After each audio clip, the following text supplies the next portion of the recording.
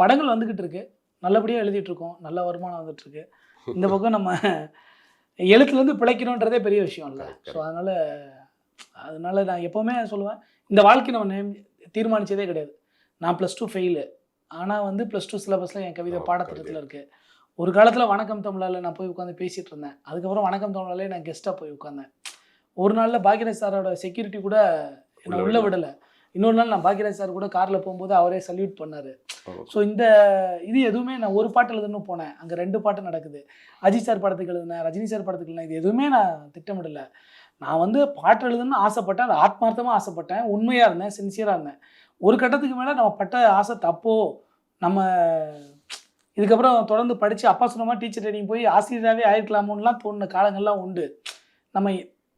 ஆனால் என்னென்னா, நம்ம எடுத்த தொழிலுக்கு நம்ம சின்சியராகவும் உண்மையாகவும் அதை ஆத்மார்த்தமாக லவ் பண்ணோன்னா அது கண்டிப்பாக நம்ம கையில் வந்து சேர்ந்துடும். அது பொண்ணு மட்டும் இல்லை, அது வேலையாக இருந்தாலும் சரி, வாழ்க்கையாக இருந்தாலும் சரி, எதுவாக இருந்தாலும் சரி, நம்ம சின்சியராக லவ் பண்ணோன்னா அது நம்ம கையை விட்டு போகவே வந்து சேர்ந்துடும் ஆக்சுவலாக.